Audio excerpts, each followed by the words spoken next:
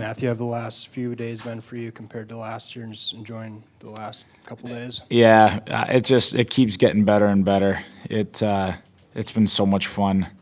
We're the best team on the ice. I can guarantee we're the best team off the ice too. It's been a lot of fun, and the party's not stopping anytime soon.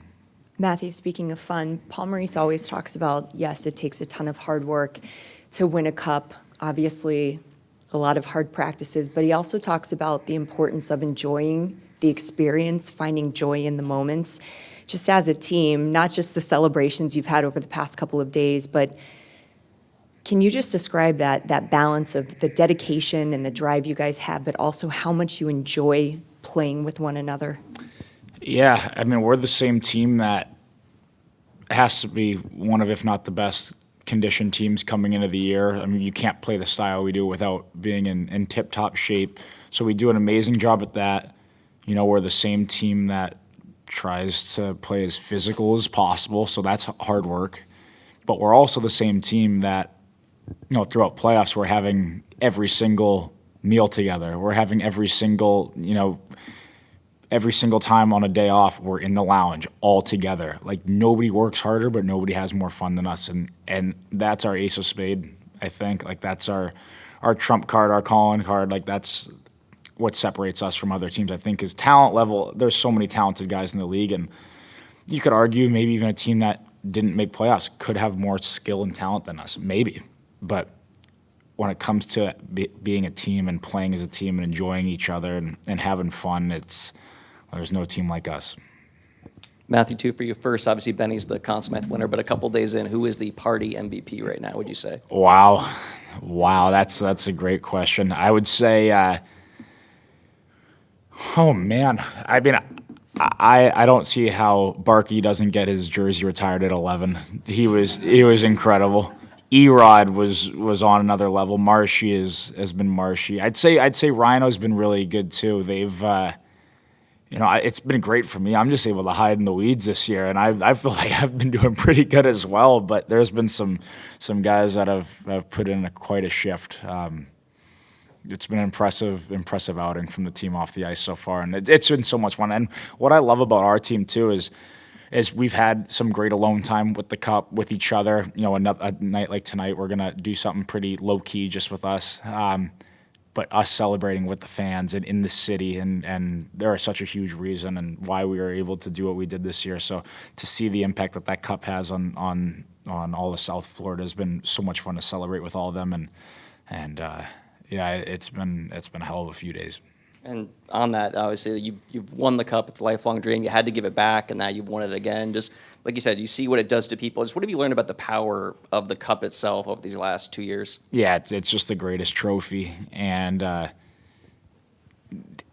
what the trophy just does to the people around, like the impact it has, how excited people get that might not even know a ton about hockey. But I think with winning the cup down here the first time, it really changed hockey in South Florida. The way it was trending before was incredible, but winning the cup last year changed it. And now hockey is taking on a life of its own down here, and yeah, it's just been so cool. It's what we all envisioned. You know, it's what I envisioned when coming here, that this would happen, and can't believe it came true. Matthew, speaking of trending in, since you got here, cup final, cup win. You look at the state of the roster, a lot of the core, hopefully most of the core, depending on what can happen July 1, still here, looking like that trend is still going to keep going. What does that say about you guys are able to win back-to-back, but it doesn't look like things are going to be slowing down here? That's the plan. I know, you're going to have a different roster each and every year, but, hopefully the core of guys, we can just continue building with that. With that being said, we've got some unbelievable players that are up for contracts that I hope they get every single cent they can, because that's what you want for your best friends and players around the league. So it's time to cash in for some of those boys, and hopefully it's here. If not, it is what it is. But I'm so happy for them, and whatever happens. But if they're gone, we're going to be champions and walk together forever. So let's just want to keep building. Though it's been a lot of fun, and I mean, a few of us, I know myself, Barkey, we've got a bunch of guys that are here for 5+ years, so we just want to keep this thing going. Kind of building on what you were just saying and what you said before about just what it means to be a part of this team. For both the guys that are here that have those decisions to make and the guys that aren't here, how much as a player do you think that comes into account when you're considering where to make a long-term decision, not just the financial of it, but being a part of a team like this with the camaraderie, with the success that you've had and the potential for the future? How does that play into the decision as a player? Yeah, well, like if you're asking me about like my decision, like when it comes back to a few years ago, like just can speak through experience, my list went, number one, where can I win here? Number two, where can I make the most money? That was also here. And then number three was like life outside of the rink. Where's the best place to be? And that's pretty obvious. Down here is number one in the league. So that was my list. And I have a feeling that's probably pretty much common for a lot of players. But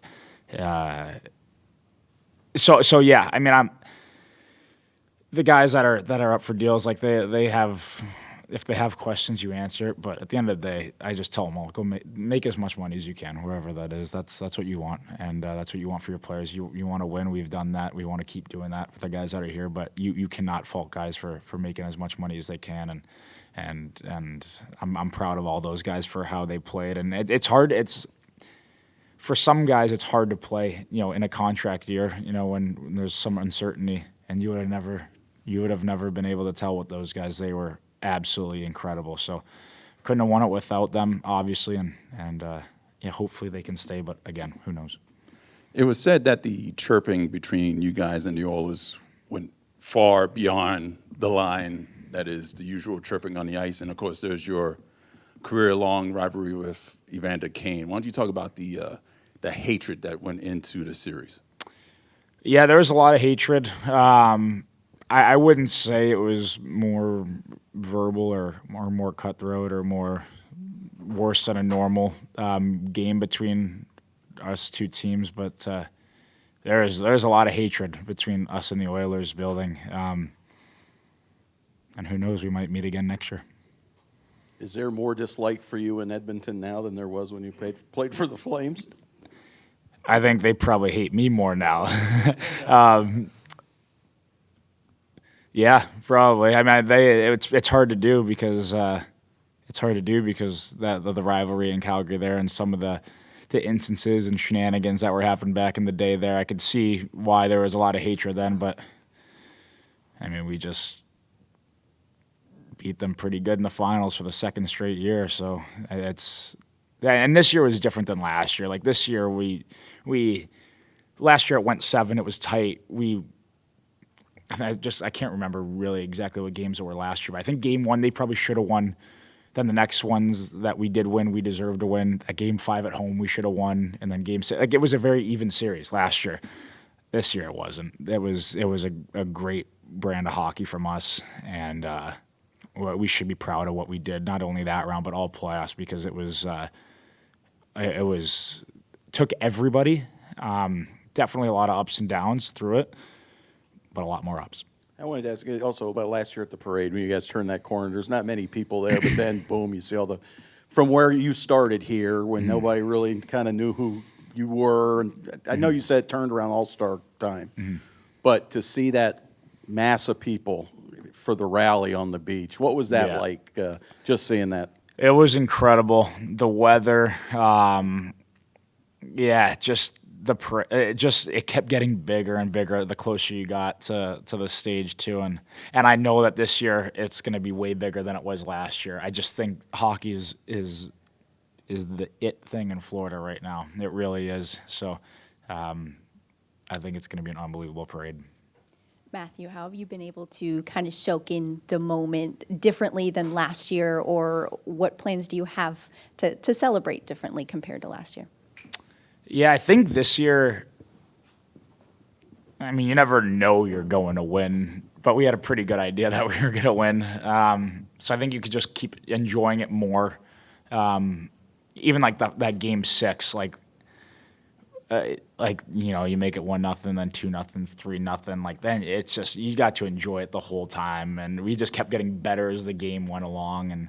And you could just, like, the best part was, before the game even ending, like, you could just see their body language. Like, they're defeated. So you could just enjoy it so much more knowing that, like, your dream's about to come true again. So it was that game I'll remember for the rest of my life. And I don't know I don't really think I'm going to change much with how I'm celebrating. Like, I'm really excited for my day with the Cup in St. Louis. I don't know when it is yet, but I'm already looking to do a lot of the same things I did, with the Children's Hospital and bringing it to the police and fire station and then having a party for my friends and family. I think probably we'll definitely savor more moments just because of how much harder this year was for myself personally. With what happened. So this year was really rewarding for me, and it was a grind. So I'm gonna enjoy this one and just take a step back when this is all done, the parade and everything, and just be really proud of how it all went down. So yeah. Two for you, Matthew. You talk about what you went through, and we heard you talk about the injury and stuff on TV and all you had to go through. Just obviously you look great, but how are you feeling now? And does this get to be a normal summer for you as far as you know? I don't know yet if it will be. I'm going to take, I've got to go through some steps here and then see if I need surgery or not. It's going to take a few weeks to determine if I need it. It's probably 50-50 right now. So so I don't know if it'll be a normal summer or not. I hope so. Not just going to jump right into surgery without talking to everybody and going through everything. I mean, I have a few weeks here where I can figure it out. Not really a normal summer, getting married. So I got that. Yeah, I don't know.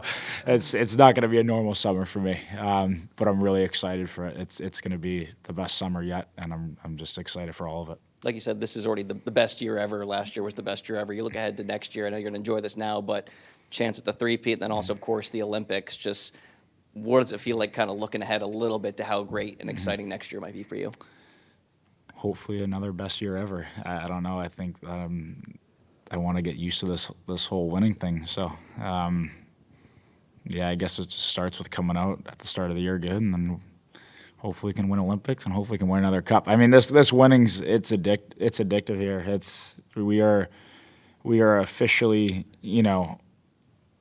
this feeling like it is such an amazing feeling, and I think you can officially call us, a dynasty or close to, or whatever the case is. So hopefully we can just keep building on that because it's been, it's a special group, it's special people, and we deserve it for how hard we work and what we put into this. Was every winning team, it seems like, says how close they are. You guys seem to be going over the top or maybe setting the standard here. Mm-hmm. What was it? Did it change your 3 years here? No, but you just know from seeing and hearing other teams that it's different here, and it was being able to walk into the room. They had such great pieces and such great leaders and such great humans that it was easy for me to come into 3 years ago. And it's built because you get to play with the same guys over and over again, so your chemistry just continues to increase, and what you go through and the winning and the sacrifice, it just builds the bonds and makes the bonds that much stronger. But what we have is different than pretty much every other team. I mean, I know, like Eki and I, quick little story, like are driving down for after we landed after Game 5, and we're driving down, going back to our house down Los Olas, and we see just a couple guys on Edmonton walking to dinner, and it just like cues in with us, like we had tables for 40 every single, or 35, whatever it was, every single dinner on the road this year. And it's just like no team does that. Like our team's closer than every team. Like our team, players, trainers, like the staff that doesn't get enough credit, in our opinion. Like we're doing everything together. So I think that just builds our bonds like every single time on the road. And it helped, I guess, with us starting every series on the road. We just spent that much more time together. So I think that, other than that buzzer going off, the things that I will miss the most about this team was those road trips.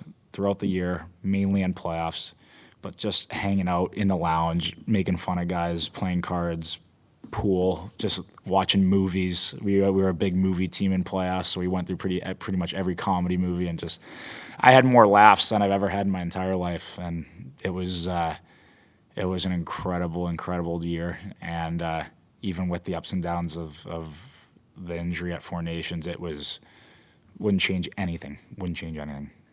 Quick follow-up. I heard you talked about players eating all together. I mean, is this true that the wives would have shots, like they had a shot before playoff games? I can't speak for them, but I know it wasn't just one shot either. Yeah, it's just we were really close. They're really close. We're very lucky. So it's special bonds with all the families. So it's been, but yeah, I think that is true. Yeah. Thank you. Thank you guys.